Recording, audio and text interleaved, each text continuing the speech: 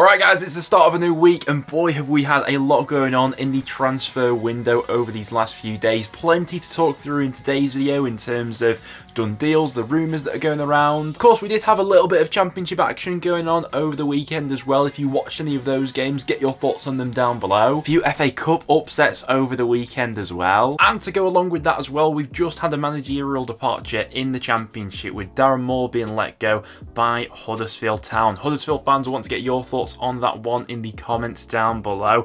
Did feel like this one had been brewing for a little bit. The other week we did do a video on the channel sort of predicting who the next managerial casualty would be in the championship, and Darren Moore was one of the names mentioned in that video. I do have a little bit of sympathy with Moore where he was walking into a tricky situation with Huddersfield, but with that being said, 3 wins from 23 matches didn't reflect great on his record. The football wasn't particularly great to watch either for a lot of his tenure, and the bottom line was both QPR under Cifuentes and Sheffield Wednesday under Danny Roll were picking up points at a greater rate than Huddersfield were under Darren Moore. So while Huddersfield are currently just outside the relegation zone, a lot of the projections from now until the end of the season would have had Huddersfield falling into that bottom 3 by the time the season was done, and Huddersfield would have been well aware of all of those metrics and things like that. The question is, where do they go from this point? Which manager will ensure their survival this season? There has already been quite a bit of money put into that Huddersfield squad in January to boost them in this second half of the campaign, but Huddersfield fans, let me know down below. That's some managerial talk out of the way though. Next, let's hop into some done deals. QPR have added a bit more firepower to their ranks with the signing of Michael Frey. He comes over from Belgium. His overall record for Royal Antwerp is fairly decent with 33 goals in 69 appearances for the Belgian club. He was watching on over the weekend as QPR drew 1 apiece with Huddersfield in a big game at the bottom of the table. West Ham youngster Callum Marshall has joined West Brom on loan for the remainder of the season. The Baggies in need of a little bit more firepower. They've not really been able to rely upon Daryl DK so far this season because of injury. He should give them another option in those forward departments. Middlesbrough have boosted up their options down the left-hand side with the introduction of Luke Thomas. He comes on loan from Leicester City for the remainder of the season. Had spent the first portion of the season out on loan with Sheffield United, where he made 12 league appearances. We also saw Connor O'Riordan completing his move to Blackburn Rovers. Did expect that move to go through, had discussed it in a few previous videos, but with all the injuries Blackburn have in their defensive line right now, Blackburn will be pleased to get that deal over the line. We saw Swansea completing a deal for Brazilian winger Ronaldo. I'm excited to see how he gets on in the Championship. That deal potentially rising to 1.5 million. Ipswich have finally landed one of their striker targets. They've managed to get a deal over the line for AFC Wimbledon forward Ali Al-Hamadi. The 21-year-old has been one of the outstanding players in League 2 so far this season with 13 goals and 6 assists, and this one being for a 7-figure fee as well. Now, don't get me wrong, the step up from League 2 to the Championship is big, but when you're putting up those sorts of numbers, you're always going to attract plenty of interest, and given the track record that Kieran McKenna has with improving players and get people to play a level above what a lot of people almost thought of, I wouldn't be surprised to see him absolutely thriving at Portman Road. We knew they were in desperate need of a new forward, and it seems as if they won't be stopping there either. Still got some other striker targets on the transfer radar as well, which we'll discuss later. But there are a few of the done deals that have gone through in the Championship over these past few days. Now, without any further ado, let's jump into the rumours. The big news to start out within the Championship relates to Kiernan Dewsbury-Hall, undoubtedly one of the best players in the Championship so far this season, and now being heavily linked with the move to the Premier League. Brighton have already come in with an offer of around about £20 million for the Leicester midfielder, but that's nowhere near their valuation of him. Given the importance to the side, the fact that he is under contract with the Foxes until the summer of 2027, it's thought that Leicester could want as much as double that amount that Brighton have already offered, around about the 40 million mark if they were going to sell him. Now, the feelings coming out of the club at the moment from the reports I've been reading is very much that he's not for sale at this stage, but a move can't completely be ruled out, especially if Brighton are willing to up their offer in the final few days of this transfer window. From midfield for Leicester this season in the Championship, he's got 18 goal contributions and has been involved in 32% of the goals that Leicester have scored this season, which is a huge contribution. I'm not surprised that Brighton are sniffing around him. I think he'd be an excellent addition there, and obviously a side that's, you know, punching it with the big sides in the Premier League right now, but you really would think this would have to take a gigantic fee for Leicester to sell at this point. And another big story coming out of the Championship right now is relating to Jack Clarke. We've previously spoken about the Premier League clubs who are interested in him, and there are now some potential suitors from abroad as well. Lazio submitted a bid of around about 15 million euros, which was swiftly knocked back by Sunderland, who themselves are adamant that Clarke isn't for sale in January, while they are going for a promotion push right now. And it's been quoted by Fabrizio Romano that the club will be looking for around 30 million euros in the summer if they were going to offload him. Now, Clarke is absolutely pivotal to Sunderland's promotion chances this season. He's got 16 goal contributions in the Championship and has been involved in 40% of the goals that Sunderland have scored this season, which is a huge contribution there. It would take silly money for them to sell right now. Just sticking with Sunderland as well, there are reports claiming that the club are working on the deal to bring Amad Diallo back to the Stadium of Light for the second half of the season on loan. Now, plenty of Championship clubs have been interested in bringing Diallo in, but as he confirmed on Twitter himself, he's not interested in going out on loan to a Championship club unless that club is Sunderland. A report from Football Outsider claimed that United would be willing to let him go out on loan if Sunderland would pay at least 50% of his wages. And you'd have to admit, having Diallo back in that squad for the second half of the season and managing to keep hold of Jack Clarke, that gives Sunderland a great chance going into these final months of the season. What really surprised me with Diallo was that he didn't get any action whatsoever over the weekend in the FA Cup for United. You'd think that if Ten Hag was ever going to use him, that would be the perfect opportunity to go ahead and do so, but Anthony still got the nod over Diallo, and I mean, the loan move to Sunderland, it would tick a lot of boxes from the outside looking in. But a player who looked to be heading out of Sunderland is Alex Pritchard. Quite a lot kicking off with the playmaker over the weekend as he refused to play for Sunderland and also expressed a desire to leave the club as well. Now, so far this season, he's often been used in a supporting sort of role. He's had 9 starts, but 14 appearances from the bench. He's got 1 goal and 5 assists in that time. Did score a cracking goal against my team at North End a few weeks ago, to be fair to him. He is out of contract at the end of the season, and I mean, this will be an interesting one to see where he does end up. Naturally, there have been a lot of links to Birmingham, with Tony Mowbray now being the Blues boss, although it has also been reported that Birmingham would prefer to sign Pritchard on a free transfer, which they would be able to do in the summer, but it doesn't seem as if Pritchard is wanting to wait around for long. He wants to get that next club as soon as possible. Another striker target who it appears Ipswich have landed a deal for is Blackburn's Sam Gallagher, currently looking to tie this one up as soon as possible. It is being reported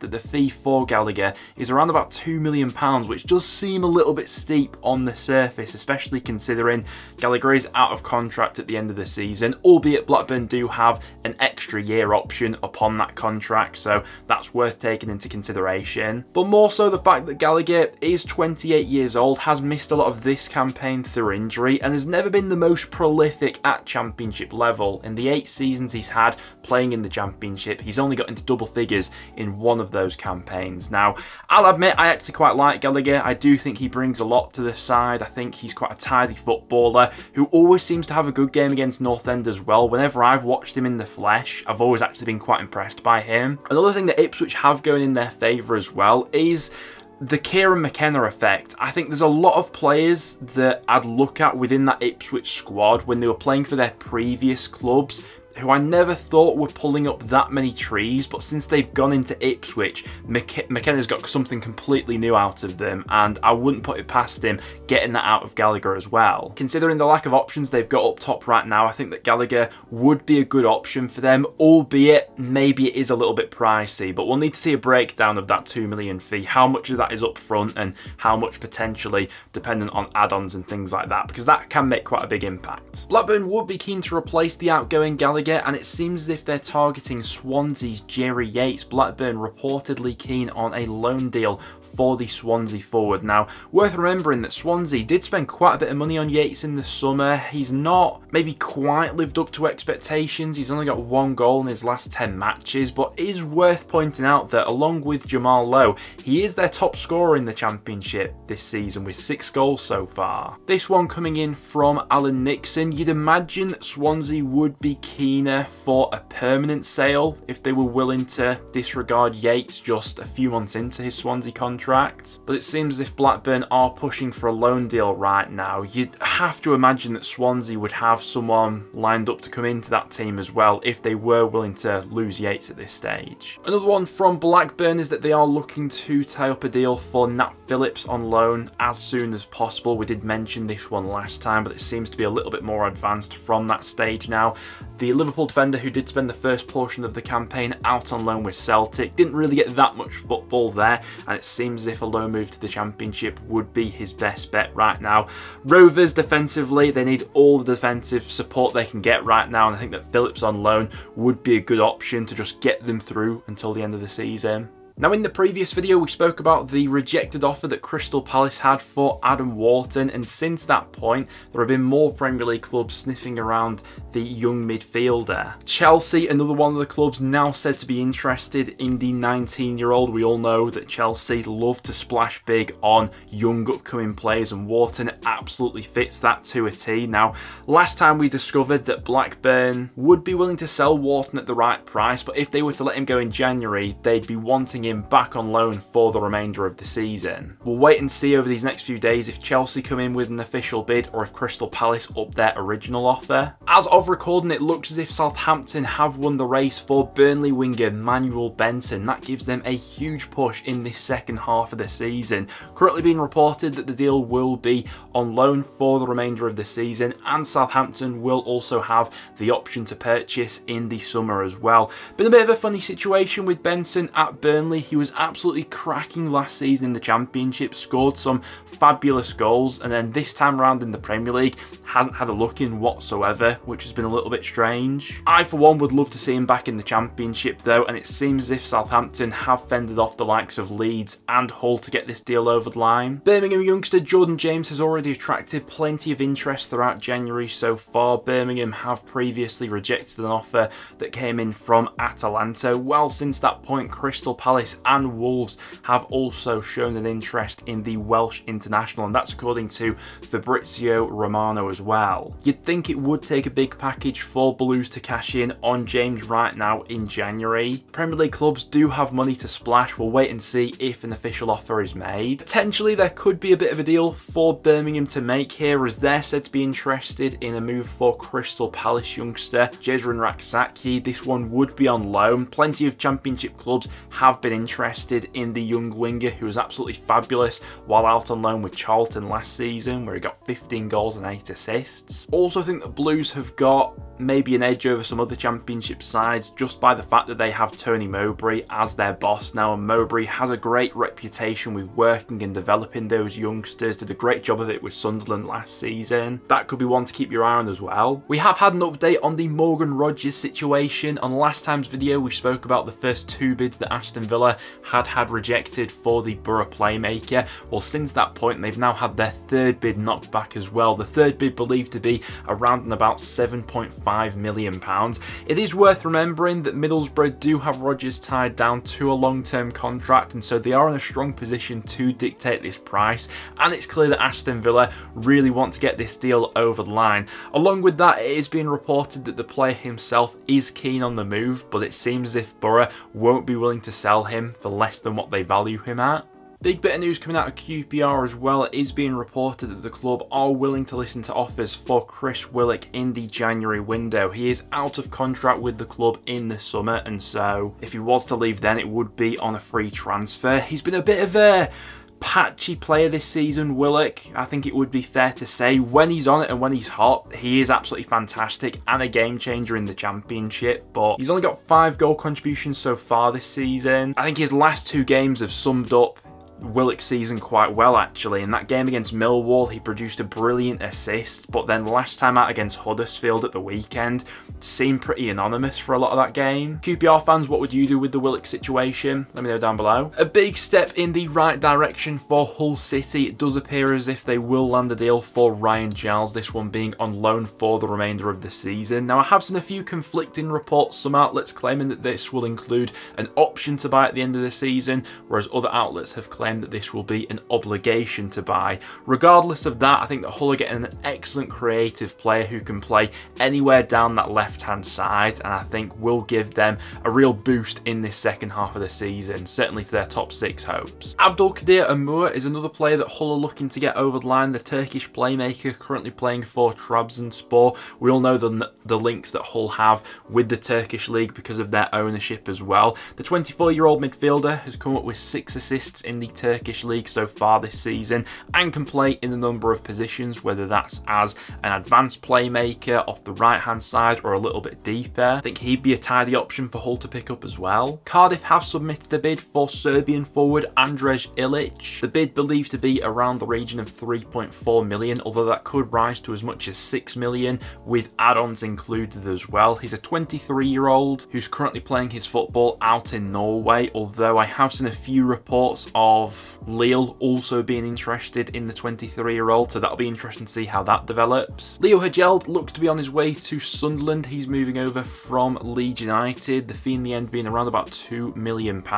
Does fit into the sort of recruitment that Sunderland have generally gone for, a young upcoming player who is still very raw, but they can look to develop and potentially sell on for a profit in the years to come. The youngster obviously spent the second half of last season out on loan with Rotherham, where I thought he did fairly well, so he'll be an interesting one to watch over these next few years. But guys, there you have it. That will now wrap it up for today's video. Thank you very much for tuning in. Plenty going on in the Championship right now regarding transfer rumours. These stories will continue to develop and come out as the days go on, especially getting towards transfer deadline day. Other than that though guys, thank you very much for watching. Do leave a like if you went on to enjoy, and I'll see you all in the next one.